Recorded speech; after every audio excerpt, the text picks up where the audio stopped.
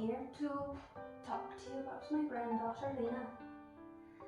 I didn't know how to distill all of her experiences and memories down to 5 minutes, but I'll sure give it a try. Her childhood was a very interesting one, full of experiences.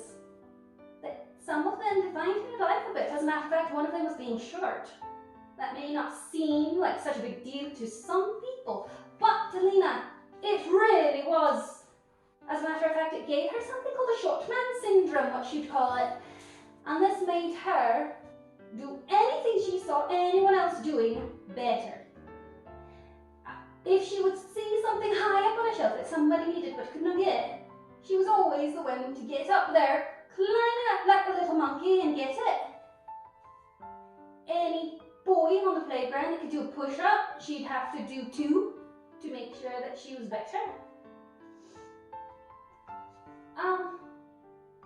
Lena didn't have friends. No.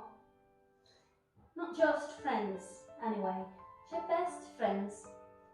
And one of the people that she deemed to call a friend, she'd jump in front of a bullet for. She'd drop everything to take care of them if they needed it.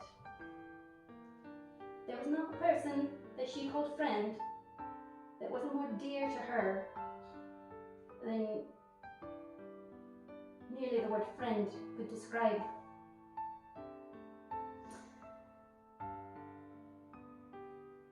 Tawny was her best friend when she was a child. That's her cousin and my other granddaughter. They used to play as children. They played a game called House. Many girls have done it, but I wager it wasn't quite like these two, because every time they played it, their husbands had died in some horrible accident so they could move in together and raise little children, which became a huge life goal of theirs. She was a free spirit, that one. As a matter of fact, you couldn't keep her feet in a pair of shoes for long. She would lose them in her bedroom, in the living room, in the kitchen. As a matter of fact, at school one day she lost her shoes and had to stay in at recess once for it. She was a goofy little child. When she would see things on the telly, she'd have to mimic them to see if they were possible. So one day in the backyard, she sat out a rake, pleasant as you could please, so she could see if she could stomp on it and have it fly up, hit her in the head and knock her flat. I'm not sure if that was a very bright idea. However, good for her. When she stomped on that rake, it didn't hit her in her head, but it flew across the yard, hitting her sister instead. That wasn't very funny for her sister, but the rest of us had a good laugh at it. Oh dear, that girl had a lot of jobs in her life, but her occupation in each one of them was a mother. When she worked at GoDaddy.com, she was a mother to every single person who came to her. She always was making them better in any way that she could. And then she became a mother to her own children, and of course was a mother then. Never let anything get by her. And as a teacher, she had thousands of more children that she loved and she never shut up about. Yes, as a mother she had some philosophies. She said, never let your child become someone that you wouldn't want to be friends with. As a matter of fact, she had a lot of never rules. Never leave your shoes in the living room. Never look at me sideways. Don't talk back to me.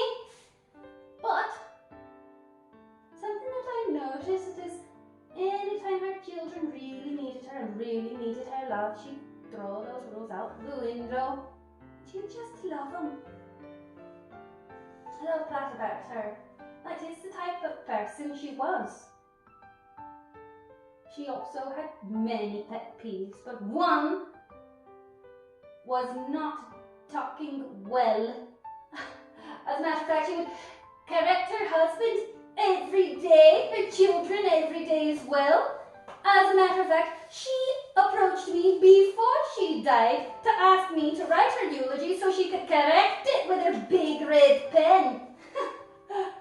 So, when she approached me and asked me to write her eulogy, I, knowing how much she appreciates words, stood up and I said, yes, I suppose I could say a word or two. And I took a deep breath and I said, plethora. And she said, oh, that really means a lot. Her achievements and goals went hand in hand, because throughout her life when she would set a goal, she would get it. She wanted to own a house on a ranch, and so she did. She planted trees every year. Her children, anytime they needed something, she would fight to get it. One of them needed wheelchairs that grew. She needed more and more wheelchairs and electric wheelchairs, and she'd get that for her. Her other daughter, she made sure that she achieved more than any other child at that school while thinking that she achieved less.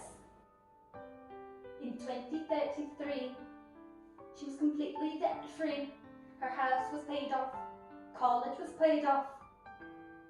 She was very proud and threw a party on that day. Fond memories there.